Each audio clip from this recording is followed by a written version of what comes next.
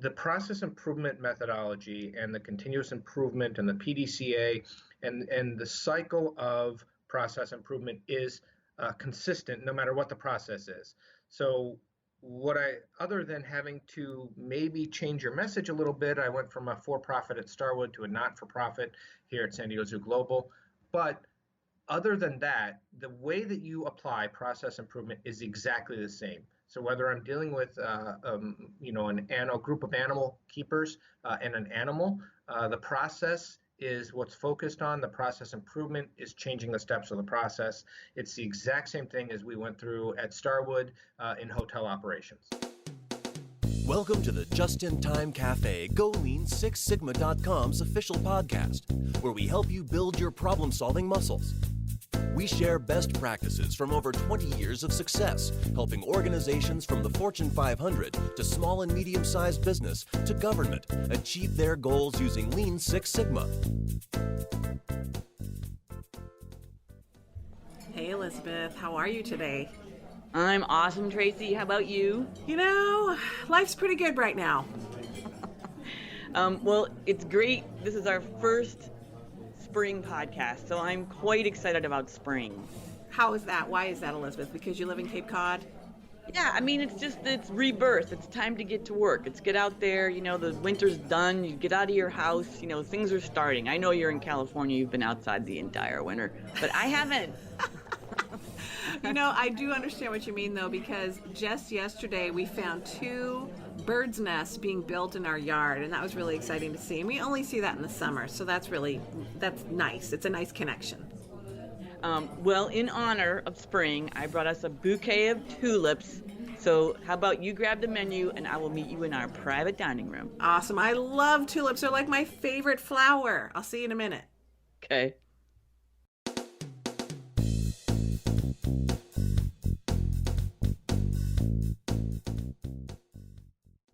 So what's on the menu today, Elizabeth?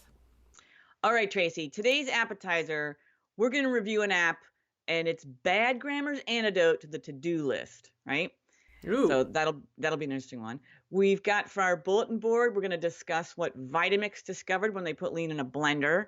And then we're going to head to a lean farm in Massachusetts to see how they removed waste and managed their dirt.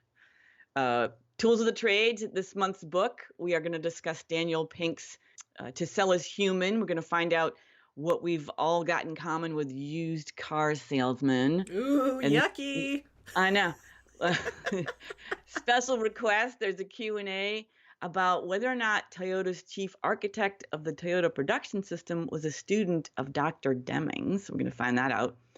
And then today's special is an interview with Jeff Foster of the San Diego Zoo, and that we're going to discuss how rhinos deal with process improvement.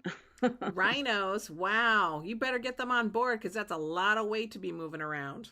I'm with you. I'm really excited to hear about it. The spring lineup sounds exciting. So let's get to our appetizer.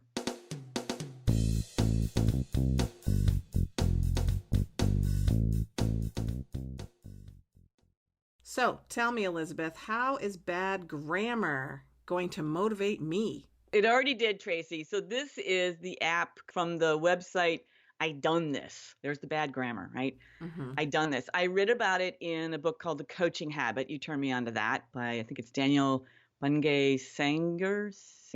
I know. Mm-hmm. So he threw it out there as a great productivity app. So I checked it out.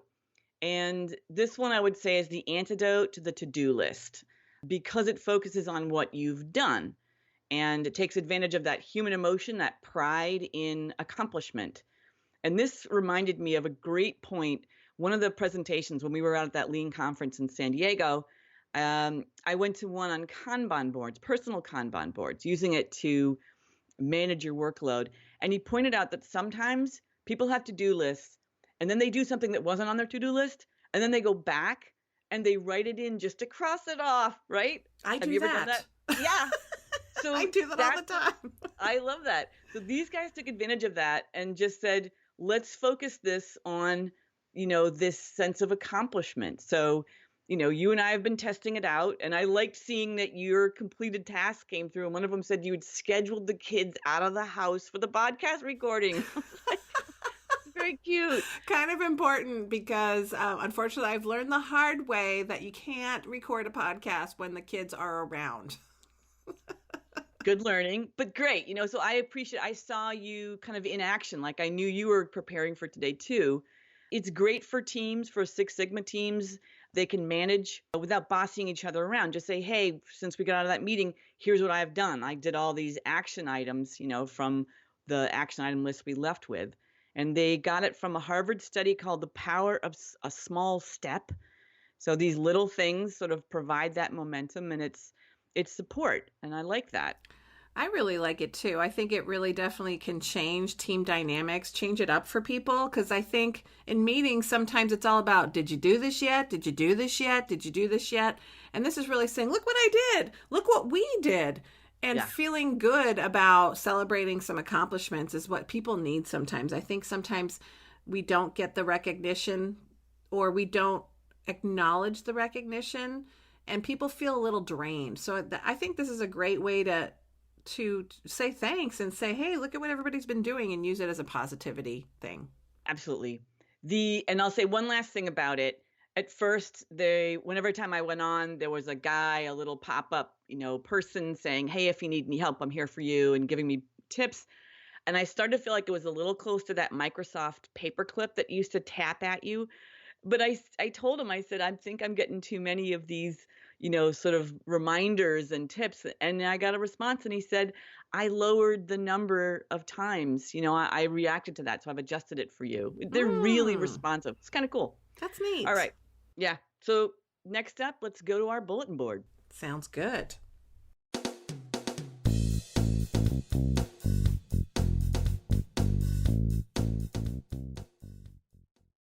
So Tracy, can you tell me what happens when you put lean in a blender?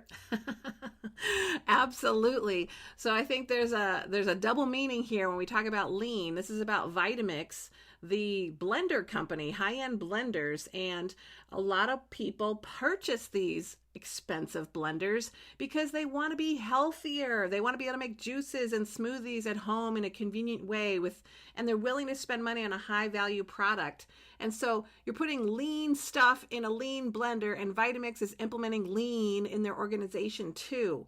Woohoo! So the article really talks about what Vitamix is doing to implement process improvement in their organization. And what I really like about this article is it does talk about their first attempt in 2006, and that it wasn't successful. And a lot of it, they say, was because the production managers at the time were very focused on meeting the growth demand and not necessarily focused on building a culture of lean. And that makes a big difference. So people didn't feel motivated to do it or be a part of it. So now they're doing a lot of Kaizens. The emphasis is on improvement. The other early lesson they learned was not to focus too much on cost savings as well, because it drove the wrong decisions. And ultimately, their work is more fun, and the employees want to be involved, and they're removing frustrations about work. And guess what? Employees are more engaged, they see the value in it, and the company is growing 45% year over year growth as a blender organization. So wow. That is great. And I love to hear stories about that. And here's an interesting tip too.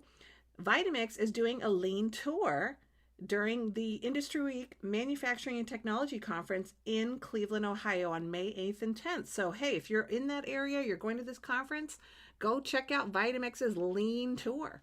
Yeah, get a lean tour. Get a smoothie. It's making me hungry. Be lean in many ways. You're right. I know, I'm like, this coffee's good, but I want a smoothie now for some reason. So, Elizabeth, what's this about managing dirt? I'm glad you asked, Tracy. This is my neck of the woods. This is Montague, Massachusetts. And this was a great article in the Boston Globe recently. And they applied lean to the farming process. And I love their value stream. It's called Field to Farm Stand. Isn't that nice? Mm-hmm. Field to Farm Stand. And they basically got in there and applied the Toyota production system to farms. And I read a really fascinating little known fact. The first Toyota workers had been rice farmers, which makes total sense, right? Mm-hmm. So these are people that came into learning the Toto production system. So now they're bringing it back to the farm. And the big difference is that farms are messy. There's dirt. Yes. There's So a lot of processes in farms. yeah. And they went after all of them. There's a great book that this farm used called Lean Farm by Ben Hartman.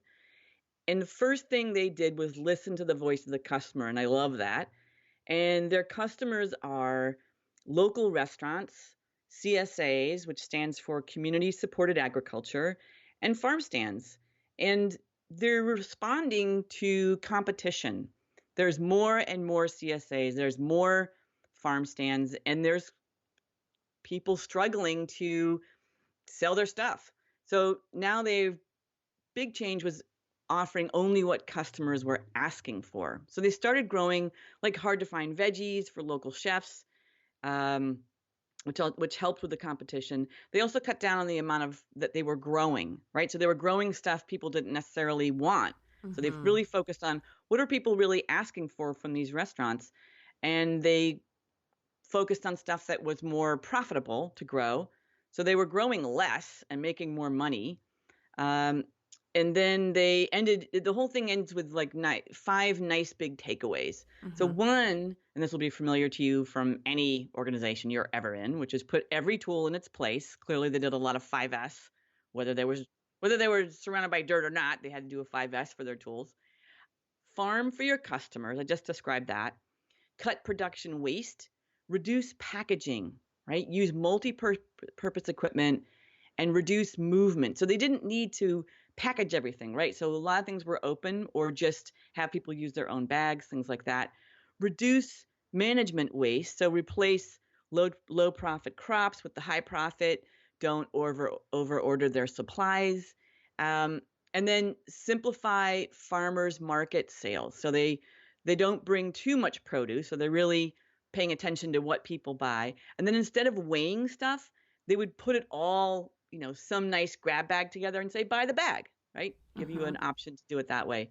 So anyway, I just appreciated that it was happening on the farm. I love that. And I love that they're competing, that there's more and more farms out there. It's good for all of us. Absolutely. And I really love the piece about the VOC, because my aunt out here in San Diego works in the restaurant business, and she says that chefs love this new approach where they're really listening to the chefs of these restaurants to procure vegetables that aren't around, that make it very interesting for customers to come in and say, I've never had that kind of lettuce before. I want to try that.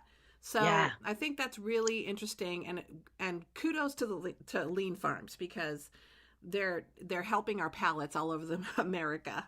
Hear, hear. Next up, Tracy, we're going to tools of the trade.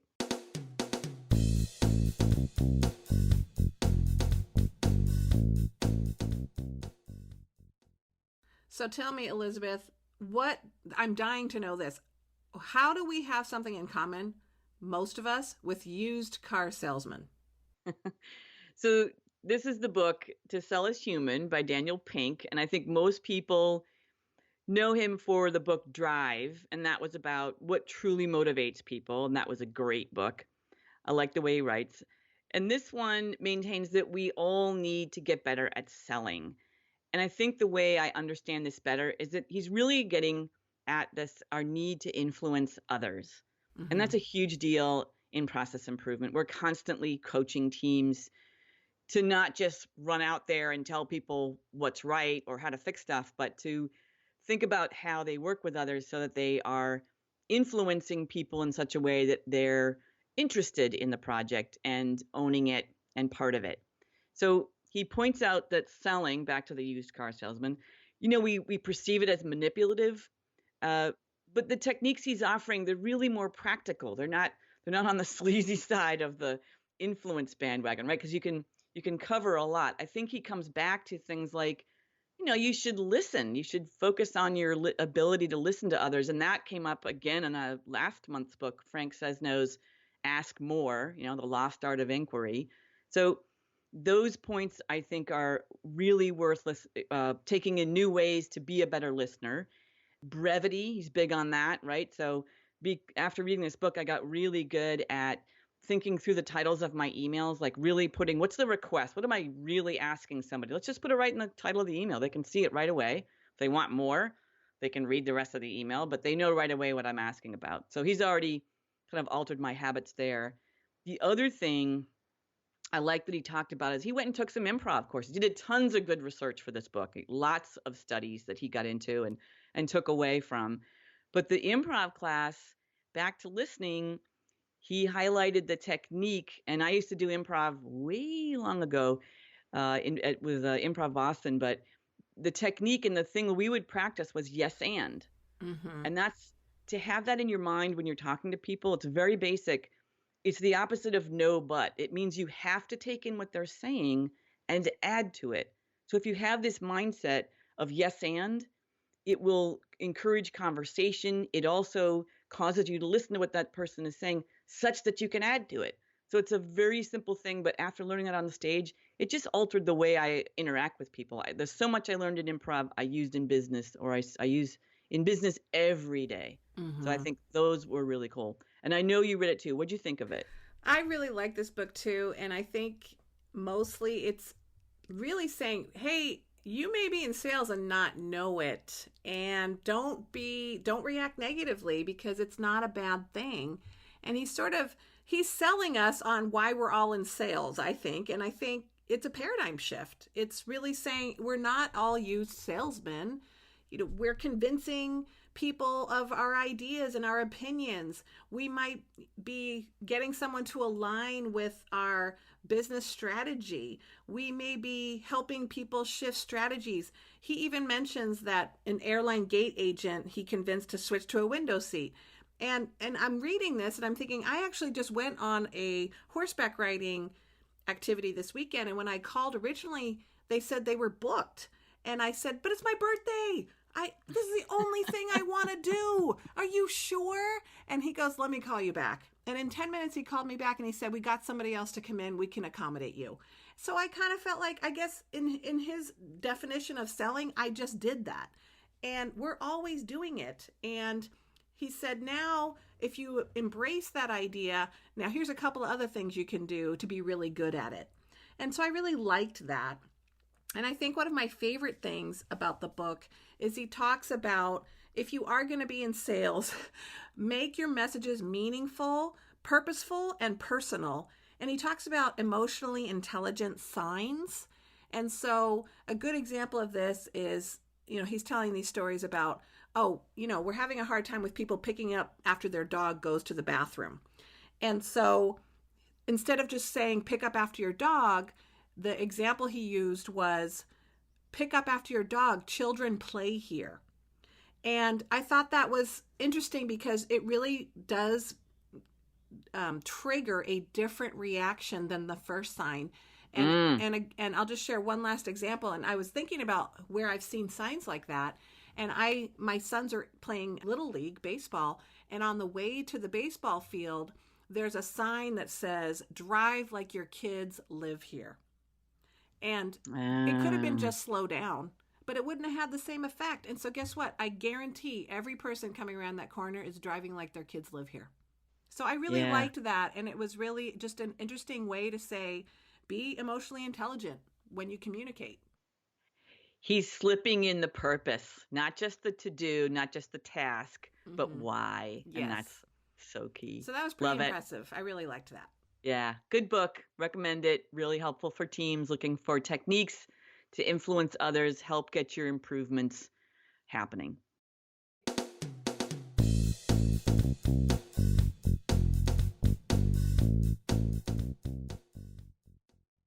Okay, a question that came in from our GoLean6Sigma.com website. So the question is, did Taiichi Ohno learn from Dr. Edwards Deming? What do you think, Elizabeth? Well, this is a fascinating question, and I didn't know, because if you think about it, Taiichi Ohno was the chief engineer at Toyota. He's responsible for the development of the Toyota production system. He's considered the father of lean manufacturing. Now, those are some pretty big titles, right? The architect of the TPS. But then you think about Dr. Deming. Now, Dr. Deming also considered the father of quality. I know there's lots of fathers of quality out there, but He's often put out there as number one. And they're both in Japan, around the same time. And this person thought, well, Dr. Deming must have taught Taiichi Ohno, right? Mm-hmm. And but you looked a little bit closer, or actually our colleague Craig Tickle looked a little closer and did some fact checking. And what was the discovery? Well, the discovery is, surprisingly, that no, they were not, he did not learn from Dr. Edwards Deming. And a lot of this is historic based. So Ohno's initial work was in 1947, and Dr. Deming didn't join until he was invited to speak at a session in 1950. So given the original time frames, Taiichi Ohno probably influenced Dr. Deming, is what we're thinking. Yeah, I think maybe because we weren't there, maybe they both influenced each other. They were both clearly leaders in their field, and they're connected by, I guess, the Japanese Union of Scientists and Engineers, the JUSE. Mm-hmm.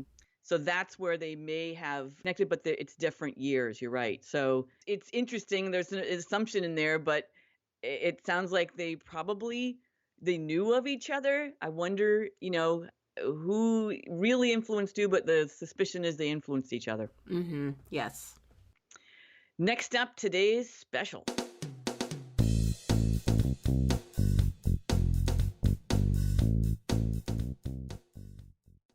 So, Elizabeth has the pleasure of interviewing someone very interesting, and apparently rhinos are some of Jeff Foster's stakeholders, someone that works at the zoo. So that's a little different. So this is fascinating. Jeff Foster came from the hotel world. So he's learned Lean Six Sigma, in the operations of Starwood. And then he went over into the San Diego Zoo and worked in their, wildlife section. This is where they're trying to basically save species. So yeah, they're working with rhinos and they're working with other zoos. So they've got an ability to translate improvements. So fascinating seeing these techniques applied in the wild, or at least in the contained wild. But absolutely stay tuned. It's a great interview. That's exciting. And I'll just say that we've got a few people in the San Diego Zoo at our Lean Enterprise course at San Diego State. And it's really interesting to hear how they're applying process improvement, from Dan the Aardvark also being a customer to actually reducing lines for the African trams. So I'd love to hear how they're applying process improvement in places like the zoo. That's great. I love that San Diego is helping out there. Awesome, Tracy. We'll talk to you later. All right. Happy spring. Happy birthday. Thank you. I'm going to go run out and jump with the bunnies. Keep the tulips.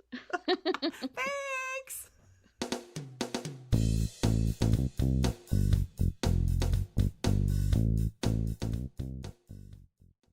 Hello, everybody. Welcome back. We're here at the Just in Time Cafe. Today's special, we've got Jeff Foster, and he's the Director of Performance Improvement at the San Diego Zoo, which is fascinating already, right? They're doing it at the zoo. So, Jeff, can you tell us a little bit about yourself? I am no, I shouldn't say that. I'm the head of the Lean Six Sigma movement here at San Diego Zoo Global. Been here 6 years. We have 4 facilities in Southern California, 2 of which are attractions, 2 of which are research facilities, and then we operate 28 projects, research projects around the world. Our true north is end extinction. We are in the animal conservation business, and that's what we support and do 365 days a year. That is fascinating. I think for anyone out there that has not heard the term True North, Jeff's talking about kind of your reason for being, your mission, right? And that's huge. Say it again. Our True North is end extinction. That is awesome. That's incredible. We all focus on one that helps us to focus in one direction and helps all of our actions within the organization to align to help us achieve that True North. So I don't think people even have an idea of just how big of a reach the zoo has, and that you guys are the epicenter. So I think that's incredible too. It's obviously, I recently went to the zoo and it's fabulous, but talking to you, I realize there's so much more going on behind the scenes. The zoo and the safari park are actually our guest-facing attractions here in Southern California. They provide us the ability to support all of our conservation work that's going on behind the scenes. So we're like an iceberg, right? You can only see the top 10%. There's actually 90% that's underwater that is going on in the background while all of our guests are visiting our facilities here in Southern California. So I know that you didn't start Lean Six Sigma at the zoo. Where did you get into the world of process improvement? So I worked for 20 years with Starwood Hotels and Resorts. I was trained in Six Sigma and spent many years practicing Six Sigma, and then trained with Starwood on Lean. And we implemented Lean at was part of a team that implemented Lean across Starwood in the late 2008 era. And then I got my feet wet, I guess you'd say, there, and I just continued to utilize process improvement and Lean methodology in my work and got better and better at it, and eventually ended up here at the zoo. So that's a wild transition, because Starwood had an incredibly big effort, and they were the first hospitality organization to roll that out worldwide. Really impressive effort. Do you see crossovers, things that you did or projects you did at Starwood, or just things that you learned there in processes that you see them at the zoo, or you see that similarity? Absolutely. So I think one of my biggest learnings over the years of practicing Lean has been that it doesn't matter what the process is. And I've learned this through my transition from Starwood into the zoo, that the process improvement methodology and the continuous improvement and the PDCA and the cycle of process improvement is consistent no matter what the process is. So other than having to maybe change your message a little bit, I went from a for-profit at Starwood to a not-for-profit here at San Diego Zoo Global. But other than that, the way that you apply process improvement is exactly the same. So whether I'm dealing with a group of animal keepers and an animal, process is what's focused on. The process improvement is changing the steps of the process. It's the exact same thing as we went through at Starwood in hotel operations. That's wild. And I hear you. We always say a process is a process is a process. And then in terms of for-profit, nonprofit, you just mentioned it earlier that you've got the public-facing piece of the zoo, the animals that people are coming to visit and see, but that funds the nonprofit work and your mission to end extinction. So it still matters. You still have to bring in money to support what you do. So that's an interesting piece there too. It's an endless dichotomy, right? We need more money to do more conservation, and we need to do more conservation so that we can make more money. And so it's kind of an endless cycle for us. So we try to find the absolute best balance we can. Endlessly good. Endlessly good, I would agree, for the betterment of the world. Yeah, that's huge, man. Those are true norths you can get behind. So what kinds of success have you had with process improvement at the zoo? So I have had some really great success. Our organization and the zoo industry in general, as you can imagine, we are one of the bigger players in the American and the Aquarium and Zoos Association, which is a domestically based organization of 250 zoological organizations. We're one of the anchors, if you will, of that organization. What I learned quickly is that the zoo industry in general has not been exposed to a lot of process improvement over the years, and is ripe and ready for the benefits that process improvement brings. So my first week was a little rough. I had to transition from a for-profit mindset to a non-for-profit mindset. And in my first week on the job, I was sitting in a boardroom full of the executive committee and introducing myself. And I said, hey, there's this really simple process. I just recognized that, if we made a quick change, we could save ourselves probably, $25,000. And I had the chief life sciences officer, who is kind of our lead of the animal collection, right? The person in charge of the animal collection. He looked directly at me and he said, well, why? And in my former position in a for-profit organization, that message resonates. in a non-for-profit organization, I quickly learned that that doesn't resonate. What did resonate was, hey, listen, if we change this process, we can increase our ability to do more conservation work.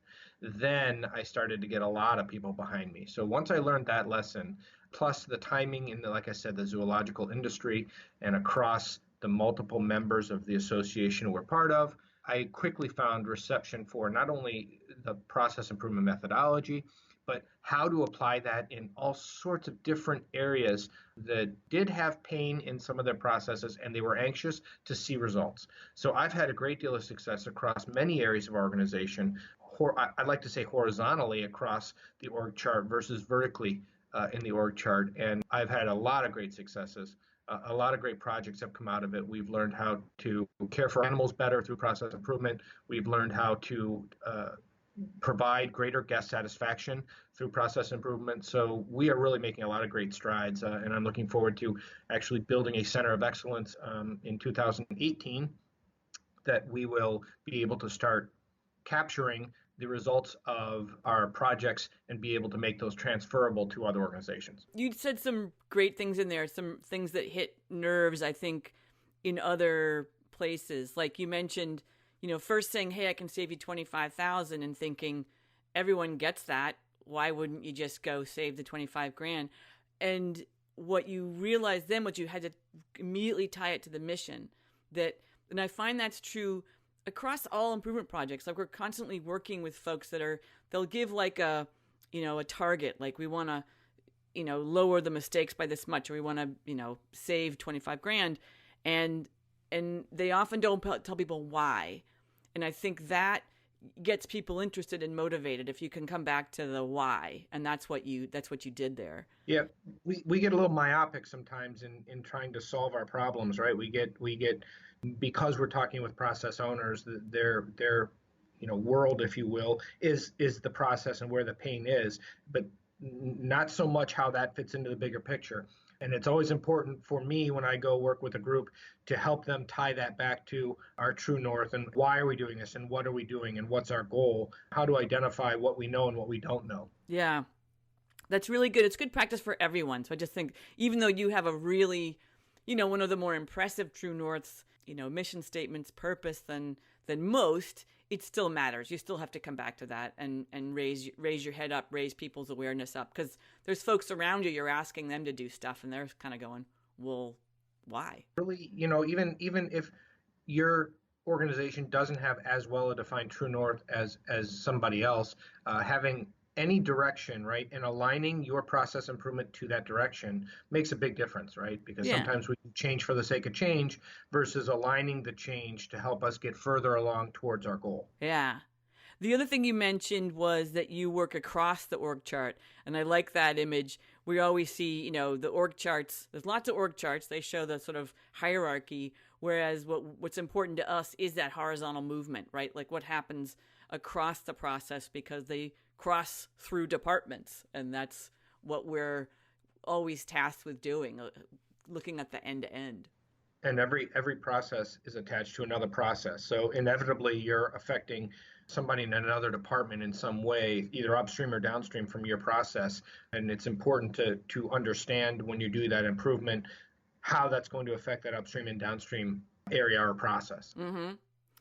Do you have an example of an improvement you made that sticks out in your mind because you had to overcome some kind of resistance or difficulty and you got over it and you made a memorable improvement? Yeah, I could give you an example. We have a rhino rescue center up at the San Diego Zoo Safari Park.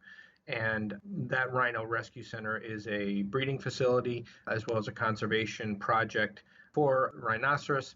What's interesting about that is that we have two camps in our organization, kind of the animal-centric people, which would be all of the people that have the animal as their customer, veterinarians and the collections and curators and animal keepers.